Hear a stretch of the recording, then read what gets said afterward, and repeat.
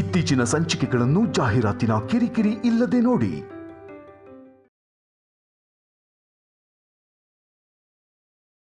ನಿನ್ ಬಾಯಿಗೆ ಒಂದು ಹಿಡಿ ಉಪ್ಪು ಹಾಕ. ಏನೇ ಹಾಗೆ ಮಾತಾಡ್ತಿದ್ಯಾ? ನೀನ್ ನಮ್ಮಣ್ಣನೇನ್ ಭಿಕ್ಷುಕ ಅಂತ ಅನ್ಕೊಂಡಿದ್ಯಾ? ನೀನೇನೆ ಅವನು ಕೊಡೋದು? ನಮ್ಮಣ್ಣನ ಹೆಸರಲ್ಲಿ 10 ಕೋಟಿ ರೂಪಾಯಿ ಡೆಪಾಸಿಟ್ ಮಾಡಿದಾಳೆ ನೈನಿ.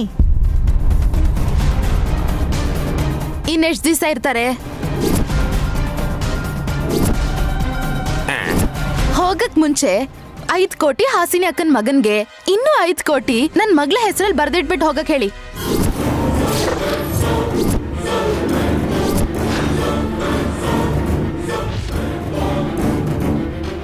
ಅಯ್ಯೋ ದೇವ್ರೆ, ನಾನೇನು ಅನ್ಕೊಂಡಿದ್ದೆ? ಸುಮ್ಮನಮ್ಮನ ಮನಸ್ಸಲ್ಲಿ ಎಷ್ಟೊಂದೆಲ್ಲ ಇದೆಯಾ? ದುಡ್ಡೇ ಪ್ರಪಂಚ ಅನ್ಕೊಂಡವರು ದಡ್ಡತನದಲ್ಲಿ ಬದುಕೋ ಕುರುಡ್ರು ಪಾವನ ಮೂರ್ತಿ.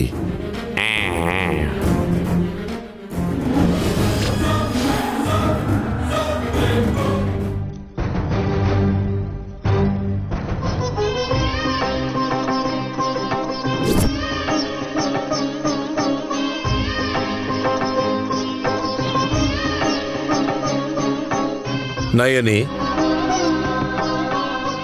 ಗಾನವಿ ನಿನ್ ಮಗು ಅಂತ ರುಜುವಾತ್ ಮಾಡ್ಕೊಂಡ್ಮೇಲೆ ಓಡ್ ಹೋಗಿ ಮಗುನ ಮಡ್ಲಗ್ ತಗೊಳೋಕ್ ಬದಲು ನನ್ನ ಹತ್ರಕ್ಕೆ ಯಾಕಮ್ಮ ಬಂದಿದ್ಯಾ? ಸ್ವಾಮೀಜಿ, ಆನಂದನ ಆತಂಕ ಮುಚ್ಚಾಗ್ತಾ ಇದೆ. ರಿಪೋರ್ಟ್ಸ್ನ ಪಕ್ಕದಲ್ಲಿಟ್ರೆ ನೀವಂದ ಹಾಗೆ ಮಗು ಕೈನ ತಿಲೋತ್ತಮ ಅತ್ತೆ ಕೈಗೆ ನಾನು ತಾಕಸ್ ನೋಡ್ದೆ, ಕಿಡಿ ಸೋಕ್ಲಿಲ್ಲ. ಜೀವ ಅಣ್ಣಂಗೆ ಕೈ ತುತ್ತು ಕೂಡ ತಿನ್ಸಿಸ್ದೆ, ಆಗ್ಲೂ ಮಾತು ಬರ್ಲಿಲ್ಲ. ವಿಕ್ರಾಂತ್ ಅವ್ರ ಸ್ವಾರ್ಥಕ್ಕೆ ದೂರ ಆಗಿದ್ ನನ್ ಮಗುನ ನನ್ನ ಹತ್ರಕ್ಕೆ ತಂದ್ಕೊಂಡ್ರು. ಗಾನವಿ ಗಾಯತ್ರಿ ಅಮ್ಮವ್ರು ಅಲ್ಲ ಅನ್ಕೊಂಡ್ರೆ, ಹಾಗಾದ್ರೆ ಹೆರಿಗೆಯಲ್ಲಿ ಪ್ರಾಣ ಕಳ್ಕೊಂಡಿದ್ ಮಗು ಗಾಯತ್ರಿ ದೇವಿ ಅಂತೂ ಅಲ್ಲ,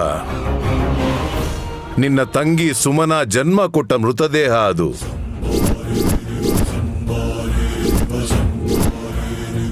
ನೀನು ಜನ್ಮ ಕೊಟ್ಟಿರೋ 2 ಮಕ್ಕಳು ಜೀವಂತವಾಗೇ ಇದ್ದಾರೆ ನಯನಿ.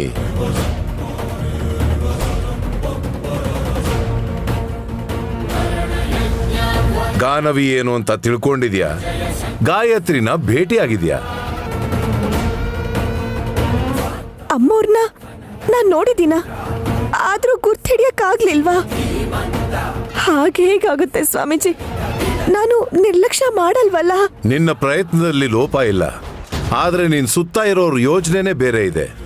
ಅದಕ್ಕೆ ಮಗು ಹತ್ರ ಆಗೋದಿಕ್ಕೆ ತಡ ಮತ್ತು ಆತಂಕ ಉಂಟಾಗ್ತಾ ಇದೆ. ಜೋಗಯ್ಯ ಶಾಸ್ತ್ರಿಗಳ ಮೊಮ್ಮಗಳು ಗಾಯತ್ರಿಗಂತೂ ಪ್ರೀತಿಯಿಂದ ನೋಡ್ಕೊಂಡು ಹಾಲು ಕೊಟ್ಟಿದ್ದೀನಿ ಹೊರತು ಇನ್ಯಾವ ಮಗುನು ಹತ್ರ ಕರ್ಕೊಂಡು ಅಮ್ಮವ್ರು ಹೌದು ಅಲ್ವೋ ಅಂತ ಯೋಚನೆನೂ ಮಾಡ್ದೆ. ಹಾಗೆ ಹೊರಟೋದಂತ ನೆನ್ಪಾಗ್ತಿಲ್ಲ ಸ್ವಾಮೀಜಿ. ವಿಚಾರಣೆ ಮಾಡೋ ಅವಶ್ಯಕತೆ ಇಲ್ಲಮ್ಮ, ಮಗು ತಾನಾಗ್ ಬಂದಿದೆ. ನಿನ್ನ ಕರ್ತವ್ಯ ಏನಿದೆಯೋ ಅದನ್ನು ಮಾಡು.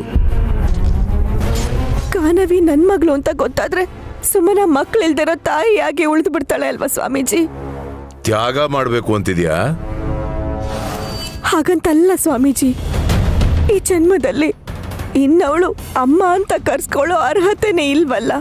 ಯೋಗ್ಯತೆನೇ ಇಲ್ದಿರೋವಾಗ ಅರ್ಹತೆ ಬಗ್ಗೆ ಯೋಚನೆ ಮಾಡ್ಬೇಡ ನಯನಿ. ವಿಕ್ರಾಂತ್ ಅವರು ನನ್ನ ಕಾಲಿಗೆ ಬಿದ್ದು ಬೇಡ್ಕೊಂಡ್ರು. ನಾನು ತುಂಬಾ ಗೊಂದಲಕ್ಕೆ ಒಳಗಾದೆ. ಹೆತ್ತ ಮಕ್ಕಳನ್ನ ದೂರ ಮಾಡ್ಕೊಂಡು ಒದ್ದಾಡ್ತಿರೋ ನಿನಗೆ ನಿಜ ಹೇಳೋಕಾಗ್ದೆ ನಿನಗೆ ಕೇಡ್ ಬಯಸೋರ್ ಬಗ್ಗೆ ನೀನು ಪಾಪ ಅಂದ್ರೆ ಗಾಯತ್ರಿ ದೇವಿ ಸಿಗೋವರೆಗೂ ಮಕ್ಕಳಿಲ್ದಿರೋ ತಾಯಿ ಅಂತ ನಿನ್ನ ಕೇವಲವಾಗಿ ನೋಡ್ತಾರೆ. ನೀನದಕ್ಕೆ ಸಿದ್ಧನಾ? ಏನ್ ಮಾಡ್ಬೇಕು ಅಂತ ನನಗೆ ಗೊತ್ತಾಗ್ತಿಲ್ಲ ಸ್ವಾಮೀಜಿ. ಗಾನವಿ ಕಣ್ಮುಂದೆನೆ ಇರ್ತಾಳೆ ಅಂತ ಸಂತೋಷ ಪಡ್ಬೇಕಾ? ಕನಿಕರನೇ ಇಲ್ದಿರೋ ಸುಮ್ಮನಂಗೆ ಮಗುನ ಬಿಟ್ಕೊಡ್ಬೇಕು? ಏನ್ ಮಾಡ್ಬೇಕು ಗೊತ್ತಾಗ್ತಿಲ್ಲ. ಹೊತ್ತು ಹೆತ್ತೋಳು ನೀನು. ಅವಳಿಗೇನಾದ್ರೂ ನಿನ್ ಮಗುನ್ ತ್ಯಾಗ ಮಾಡಿದ್ರೆ ನಿನ್ನ ಮಗು ಅಂತ ಹೇಳಿದ್ರು ಫಲಿತಾಂಶ ಸಿಕ್ಕದೆ ಕೈಲಾಗ್ದವಳ ತರ ನೋಡ್ಕೊಂಡು ನಿಂತ್ಕೋಬೇಕಾಗತ್ತೆ. ಅಷ್ಟ್ರೊಳಗೆ ಏನಾದ್ರೂ ಏರುಪೇರು ಮಾಡಿ ಈ ಜನ್ಮದಲ್ಲಿ ನೀನು ನಿನ್ ಮಗು ಹತ್ರನೇ ಬರ್ದೇ ಇರೋ ಹಾಗೆ ಮಾಡಿದ್ರೆ ಆವಾಗ ಏನ್ ಮಾಡ್ತೀಯಾ? ಅಂದ್ರೆ ನನ್ ತಂಗಿಯಿಂದ ನನ್ ಮಗುನ ತಗೊಂಬಿಡು ಅಂತೀರಾ ಸ್ವಾಮೀಜಿ? ನಿನ್ನ ಜೊತೆಯಲ್ಲಿ ಹುಟ್ಟಿದವಳು ಅಂತ ನೀನು ಅವಳ ಮೇಲೆ ದಯೆ ತೋರಿಸಿದ್ರೆ ಅವ್ರು ನಿನಗೆ ನರಕಾನ್ ತೋರಿಸ್ತಾರೆ. ಅರ್ಥ ಆಯ್ತು ಸ್ವಾಮೀಜಿ. ಈಗ್ಲೇ ಹೋಗಿ ಗಾನವಿನ ಕರ್ಕೊಂಡ್ ಬರ್ತೀನಿ. ಒಂದ್ ನಿಮಿಷ ನಿಂತ್ಕೋ ನಯನಿ. ಅಖಂಡ ದ್ವಾದಶಿ ದಿನ ವಿಕ್ರಾಂತ್ ನಿನ್ನ ಪಾದಕ್ಕೆ ಬಿದ್ದ ಅನ್ನೋ ಒಂದೇ ಒಂದು ಕಾರಣಕ್ಕೆ ಮಗುನ ಕೊಟ್ಟ ಹಾಗೆ ಕೊಟ್ಟು ಅವನಿಗೆ ಆಶ್ವಾಸನೆಯನ್ನ ಕೊಟ್ಟು ನಿನ್ನ ತಂಗಿಗೂ ಅವಕಾಶನ ಕೊಟ್ಟು ಅಂತಿಮವಾಗಿ ನಿನ್ನ ಮಗುನ ನೀನ್ ಮುದ್ದಾಡು.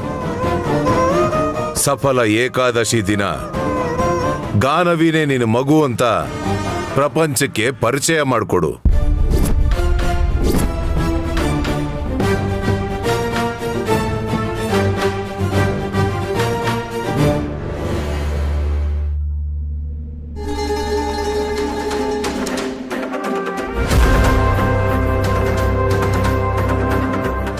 ನಯನಿ ಮಧ್ಯಾಹ್ನದಿಂದ ಕಾಣಿಸ್ತಾ ಇಲ್ಲ. ಎಲ್ಲಿ ಹೋಗಿರ್ಬೋದು? ಹೋಗೋದಕ್ಕೆ ಸಿಟಿಲಿ ಅವಳಿಗೆ ಅಂತ ಯಾರಿದ್ದಾರೆ ಮಾಮ್? ಸ್ವಾಮೀಜಿ ಹತ್ರ ಹೋಗೋದಕ್ಕೆ ಅವನ ಹತ್ರ ಗುಡಿ ಇಲ್ಲ. ಶಾಸ್ತ್ರಿಗಳ ಹತ್ರ ಹೋಗಿದ್ದಾಳೆ ಅನ್ಕೊಂಡ್ರೆ ದೇವಸ್ಥಾನ ಬಿಟ್ರೆ ಬೇರೆ ಏನೂ ಇಲ್ಲ. ವಲ್ಲಭ್, ಆಂಟಿ ಮಾತಿನ ಉದ್ದೇಶ ಬೇರೆ. ನಯನಿ ಅವಳ ಮಗು ಹತ್ರ ಹೋಗಿರ್ತಾಳೇನೋ ಅಂತ ಡೌಟ್ ಬರ್ತಿದೆ. ಎಲ್ಲಿದೆ ಅಂತ ಗೊತ್ತಿದ್ರೆ ತಾನೆ? ಮಾರಣ್ಣಸ್ವಾಮಿ ಹೇಳಿದ್ರಲ್ಲ ವಲ್ಲಭ, ಅವಳ ಮಗು ಅವಳ ಕೈಗೆ ಸೇರುತ್ತೆ ಅಂತ. ಯಾರೋ ಮಾರಣ್ಣ?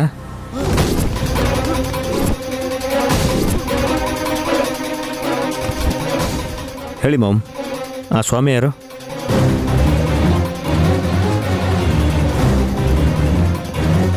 ನಮಗೊಳ್ಳೇದ್ ಬಯಸೋರು. ನಮಗೆ ಅಂತ ನನ್ನ ನಿಮ್ಮ ಜೊತೆ ಸೇರಿಸ್ಕೋಬೇಡಿ. ಹೇಯ್, ನೀನೇನೇ ಬೇಡ ಅಂದ್ರು ಅಮ್ಮನ ಹೊಟ್ಟೆಲೆ ಹುಟ್ಟಿರೋದು. ಕನ್ನಡಕ ಹಾಕೊಂಡಿದ ತಕ್ಷಣ ಒಳ್ಳೆಯವನಾಗಲ್ಲ.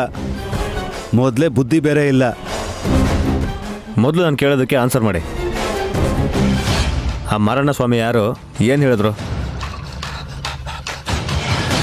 ನಯನಿ ತನ್ನ ಮಗು ಬಗ್ಗೆ ಎಲ್ಲಿದ್ರೂ ತಿಳ್ಕೊತಾಳೆ ಅಂತ ಹೇಳಿದ್ರು ವಿಕ್ರಾಂತ್. ನಯನಿ ಅದಕ್ಕೆ ಗೊತ್ತಾಗಿರೋ ವಿಷಯ ಇವ್ರಿಗೆ ಗೊತ್ತಿಲ್ಲ ಅನ್ಸುತ್ತೆ.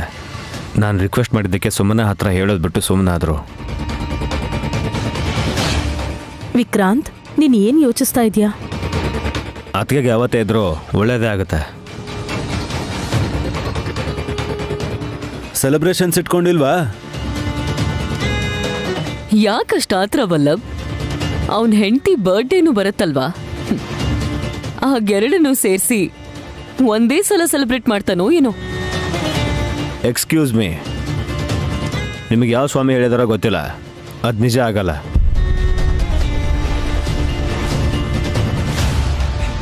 ನೈನಿ ಅದಕ್ಕೆ ಅವ್ರ ಮಗು ಎಲ್ಲಿದೆ ಅಂತ ಇನ್ನೂ ಗೊತ್ತಾಗಿಲ್ಲ. ಏನ್ ವಿಕ್ರಾಂತ್, ಮಾರಣ್ಣ ಸ್ವಾಮಿ ಹೇಳಿದಷ್ಟು ಕನ್ಫರ್ಮ್ ಆಗಿ ನೀನ್ ಕೂಡ ಹೇಳ್ತಿದ್ಯಾ ಅಂದ್ರೆ ಯಾರ ಮಾತನ್ನ ನಂಬೋದು? ನನ್ನ ಮಾತನ್ನೇ.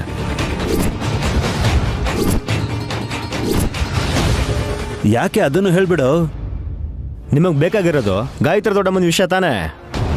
ಆಫ್ ಕೋರ್ಸ್ ವಿಕ್ರಾಂತ್, ಯಾಕಂದ್ರೆ ಒಂದು ಮಗು ಹುಟ್ಟತಾನೆ ಹೋಗ್ಬಿಡ್ತು. ಜೀವ ಇಲ್ದಿರೋ ಮಗು ಬಗ್ಗೆ ನಮಗೆ ಆಸಕ್ತಿ ಇಲ್ಲ. ಇನ್ನೊಂದು ಮಗು ಜೊತೆ ಏನು ಕೆಲಸ ನಿಮಗೆ? ಮಾಮ್ ಕೋಲಾಟ ಆಡ್ಬೇಕು ಅಂತ ಇದ್ದಾರೋ? ಇಲ್ಲಾಂದ್ರೇನು? ಯಾವತ್ತಾದ್ರೂ ಮಾಮ್ ಪಕ್ಕ ಕೂತ್ಕೊಂಡು ಅವ್ರ ಕಷ್ಟ ಏನು ದುಃಖ ಏನು ಅಂತ ಕೇಳಿದ್ಯೇನ? ವಲ್ಲಭ, ಬಿಟ್ಬಿಡು.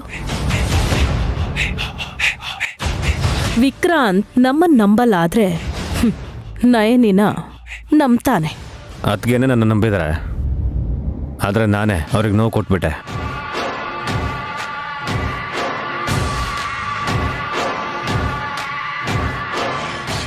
ಯಾವ ವಿಷಯದಲ್ಲಿ?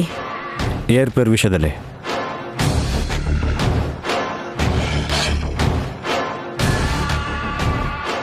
ಏನ್ ಏರ್ಪೇರ್ ಮಾಮ್?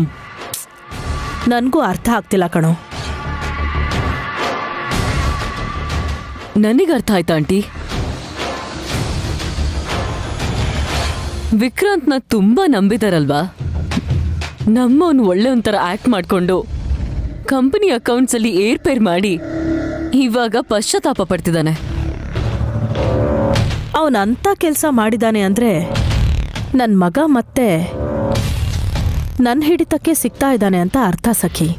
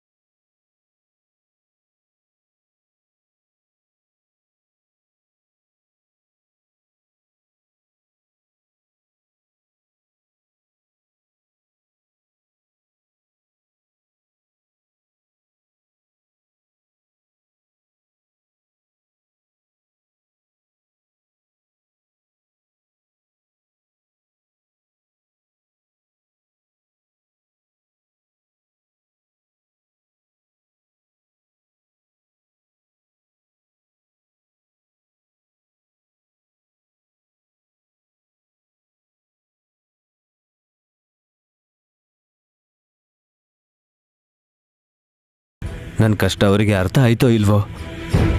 ಏನು ಹೇಳ್ತಾರೆ ದೇವ್ರೇ? ನಿಜ ತಾನೆ? ಹೇಳು ನಾನಿ. ಗಾನವಿ ನಮ್ಮ ಮಗಳ ಇಲ್ವಾ ಅಂತ ಕೇಳ್ತಾ ಇದ್ದೀರಾ? ಆ ವಿಷಯದಲ್ಲಿ ನಮ್ಗೀಗ ಕ್ಲಾರಿಟಿ ಬಂದಿದೆ ತಾನೆ? ಮತ್ತ್ಯಾಕೆ ಅದ್ರ ಬಗ್ಗೆ ಯೋಚಿಸ್ತಿದ್ಯಾ? ಸರಿ, ಹಾಗಾದ್ರೆ ಇನ್ನೊಂದು ಪ್ರಶ್ನೆ ಕೇಳ್ತೀನಿ. ಗಾನವಿ ಅನಾಥೆ ಆದ್ರೆ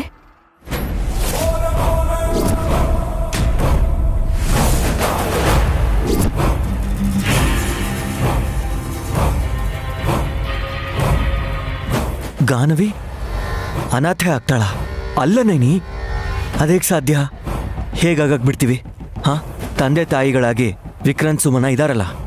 ಯಜಮಾನ್ರೆ, ಅವ್ರ ಬದುಕೆ ಇದ್ರು ಜೀವಂತ ಶವದ ಥರ ಆಗ್ಬಿಟ್ರೆ?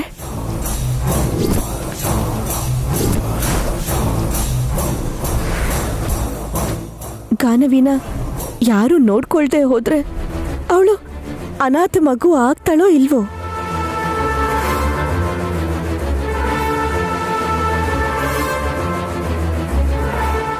ನೈನಿ, ನೀನು ಏನೇನೋ ಊಹೆ ಮಾಡಿಕೊಂಡು ಹುಚ್ಚಿ ಆಗ್ತಾ ಇದೆಯಾ. ಇಟ್ಕೊಳ್ಳೋದಕ್ಕೆ ಕೊಡು ಅಂತ ಕೇಳಿದ್ರೇ ಸುಮ್ಮನ ಕೊಡ್ತಾ ಇಲ್ಲ. ಗಾನವಿಗೋಸ್ಕರ ಏನು ಮಾಡೋಕ್ಕಾದ್ರೂ ರೆಡಿಯಾಗಿದ್ದಾನೆ ವಿಕ್ರಾಂತ್. ಇನ್ನೇನು ಪ್ರಾಬ್ಲಮ್ ಬರುತ್ತೆ? ಒಬ್ರ ಹತ್ರ ಎಷ್ಟು ದುಡ್ಡಿದೆ ಅನ್ನೋದು ಮುಖ್ಯ ಅಲ್ಲ ಯಜಮಾನ್ರೆ, ಆ ಒಬ್ರಿಗೆ ಎಷ್ಟು ಒಳ್ಳೆ ಮನಸ್ಸು ಅನ್ನೋದು ಮುಖ್ಯ. ನೈನಿ, ದುಡ್ಡು ಬಂದಿರೋ ಅಹಂಕಾರದಲ್ಲಿ ಸುಮ್ಮನ ಮಗುನ ನೋಡ್ಕೊಳ್ಳಲ್ಲ ಅಂತ ನೀನೇ ಡಿಸೈಡ್ ಮಾಡ್ತಾ ಇದೀಯಾ? ವಿಕ್ರಾಂತ್ ಬ್ಯುಸಿಯಾಗಿದ್ದು ಮಗುನ ನೋಡ್ಕೊಳ್ಳಲ್ಲ ಅಂತ ಗಾಬರಿ ಪಡ್ತಾ ಇದೀಯ ನೀನು? ಅಂದಾಗೆ ಗಾನವಿ ನಮ್ಮ ಮಗಳು ಅಲ್ಲ ತಾನೆ? ಆಗ್ತಾಳೆ.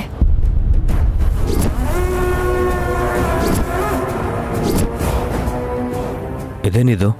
ಅದ್ಗೆ ಗಾನವಿನ ನನಗೆ ಬಿಟ್ಕೊಟ್ರೋ ಇಲ್ವೋ?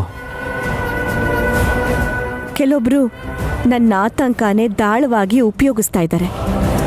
ಅವರು ಕೂಡ ಅವಕಾಶ ಕೊಡೋಣ ಅಂತ ಸುಮ್ಮನಿದ್ದೀನಿ ಯಜಮಾನ್ರೆ.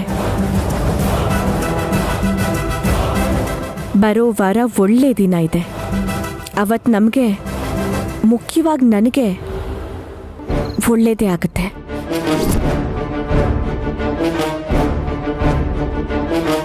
ನೈನಿ, ನಮ್ಮಮ್ಮ ಸಿಗ್ತಾರೆ ಅಂತ್ಯಾ? ನೀವೇ ನೋಡ್ತಿರಲ್ಲ.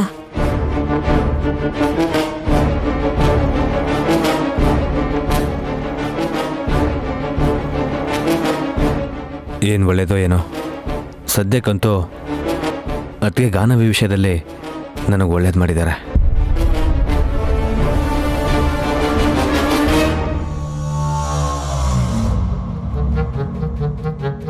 ಯಾವಾಗ್ಲೂ ಎತ್ಕೊಂಡಿರ್ಬೇಕು ಅಂದ್ರೆ ತುಂಬಾ ಕಷ್ಟ ಗಾನವಿ.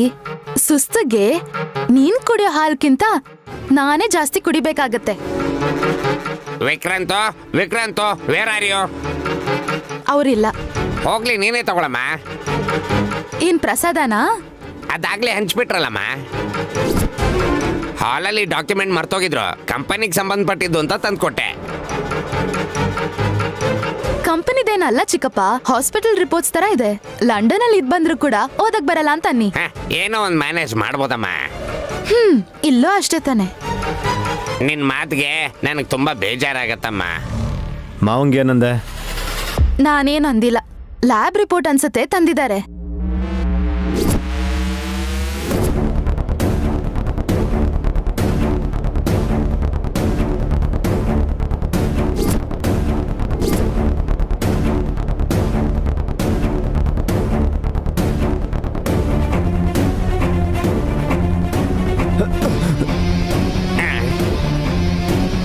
ಯಾಕೆ ಹಾಕಿತ್ಕೊಂಡ್ರಿ? ಏನ್ ರಿಪೋರ್ಟ್ ಅದು? ಏನೂ ಇಲ್ಲ, ನಿನ್ನ ಕೆಲಸ ನೋಡ್ಕೊ. ಅದೇನು ಅಂತ ನೋಡಕ್ ಬಿಡಿ. ಹೇಳಿದ್ರೆ ಅರ್ಥ ಆಗಲ್ವಾ? ಏನು ಇಲ್ಲ ಅಂತಂದೆ ತಾನೆ. ಹೀಗಂದ್ರೆ ನಂಗೆ ಅನುಮಾನ ಬಂದು ನಿದ್ದೆ ಬರಲ್ಲ. ಕೊಡ್ತೀರಾ ಇಲ್ವಾ? ಸುಮ್ಮನೆ ಏನಿಲ್ಲ ಏನಿಲ್ಲ ಸುಮ್ಮನೆ ಏನಿದೆ ಅದರಲ್ಲಿ? ಬೇಡ ಇರ ನೋಡಕ್ ಬಿಡಿ.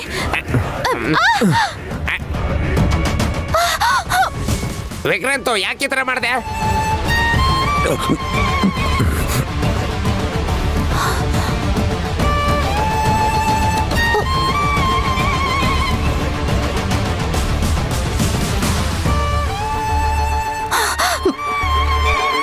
ನಾನ್ ನೋಡ್ತೀನಿ ಅಂತ ಅದನ್ನ ನುಂಗ್ಬಿಟ್ರು, ನೋಡಿದ್ರಾ?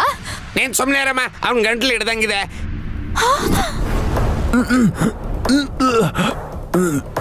ಉಸಿರಾಡಕ್ ಆಗ್ತಿಲ್ಲ ಅನ್ಕೋತೀನಿ.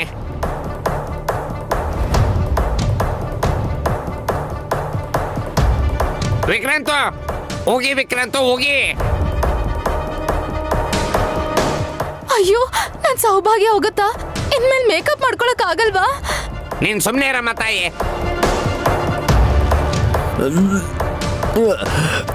ವಿಕ್ರಾಂತ್ ಕೂತ್ಕೊಳಪ್ಪ. ವಿಕ್ರಾಂತ್ ನಿಧಾನಪ್ಪ, ನಿಧಾನ ಕುಡಿ.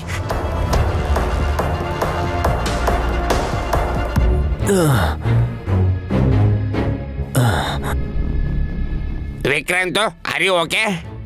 ಥ್ಯಾಂಕ್ಸ್ ಮಾವ. ಓಕೆನಪ್ಪ. ಇನ್ನೊಂದು ಸ್ವಲ್ಪ ಹೊತ್ತು ಬಿಟ್ಟಿದ್ರೆ ಉಸಿರು ನಿಂತು ಪ್ರಾಣ ಹೋಗ್ಬಿಟ್ಟಿರೋದು. ನಿಮಗ್ ಬುದ್ಧಿ ಇಲ್ಲ ಚಿಕ್ಕಪ್ಪ. ಅದ್ಯಾವ್ದೋ ಪೇಪರ್ಸ್ ತಗೊಂಡ್ ಬಂದ್ರಿ, ಇವ್ರ ಪ್ರಾಣ ತೆಗ್ದು ಬಿಡ್ತಿದ್ರಿ. ನನಗಂತಿದೆಯಲ್ಲಮ್ಮ, ವಿಕ್ರಾಂತ್ ಪೇಪರ್ ನುಂಗ್ತಾನೆ ಅಂತ ನನ್ ಕನ್ಸೇನಾದ್ರೂ ಬಿದ್ದಿರತ್ತಾ? ಏನ್ ಪೇಪರೋ ಏನೋ ಅದು, ನನ್ಗೂ ಹೇಳ್ದೆ ಸೀಕ್ರೆಟ್ ಮಾಡ್ತಿದ್ದಾರೆ. ಅದು ನೀನು ನೋಡಬಾರ್ದು ಅಂತಾನೆ ಹೀಗೆ ಮಾಡಿದ್ದು. ಅನಾವಶ್ಯಕವಾಗಿ ಅನುಮಾನನ ಬೆಳೆಸ್ಕೊಂಡು ಆರೋಗ್ಯನ ಹಾಳು ಮಾಡ್ಕೋಬೇಡ ನೀನು. ಪ್ರಾಣನ ಲೆಕ್ಕಿಸದೆ ಹೀಗ್ ಮಾಡಿದ್ದೀರಾ ಅಂದ್ರೆ ಖಂಡಿತವಾಗ್ಲೂ ನಿಮ್ ಜೀವನದಲ್ಲಿ ಬೇಕಾಗಿರೋರ್ದೇ ಆಗಿರತ್ತೆ. ಅದು ನೀನೇ ಅಲ್ವೇನಮ್ಮ? ಅಷ್ಟ್ ಸೀನ್ ಇಲ್ಲ. ಹಾಗಾದ್ರೆ ಗಾನ್ವಿದಾಗಿರತ್ತೆ. ಮಗು ರಿಪೋರ್ಟ್ ಯಾಕಾಗಿರತ್ತೆ? ನನಗೆ ಎಚ್ಚರಿಕೆಯಿಂದ ಇರು ಅಂತ ಹೇಳಿ ನೀವೇ ಕದ್ದು ಮುಚ್ಚಿ ಬ್ಲಡ್ ತಗೊಂಡು ಟೆಸ್ಟ್ ಮಾಡಿಸಿದ್ರಾ? ಬಾ, ಸುಮ್ಮನಿರ್ತೀಯಾ? ಪ್ರಶ್ನೆ ಮಾಡಿ ಹಿಂಸೆ ಮಾಡ್ಬೇಡ ನಂಗೆ. Cool Vikrant, cool. ನಡಿ, ಆಚೆ ಹೋಗೋಣ ಈಗ. ಎದುರಿಗೇನೆ ಇದ್ರೆ ಪ್ರಾಣ ತೆಗೆದ್ಬಿಡ್ತಾಳೆ ಮಾವ. ಇವ್ರ ಜೊತೆ ಸಂಸಾರ ಮಾಡೋ ಬದಲು ಕಾಡಿಗೆ ಹೋಗೋದ ಮೇಲು. ನಡೀರಿ ಮಾವ. ಕಾಡೆಲ್ಲ ಬೇಡ, ಬಾ.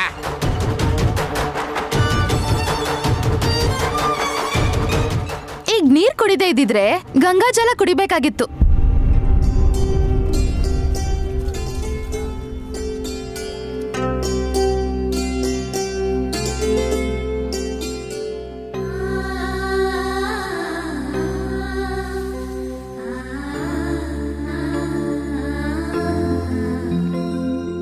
नित्यानंदकरी वराभयकरी सौंदर्य रत्नाकरी निर्धूता किल पापना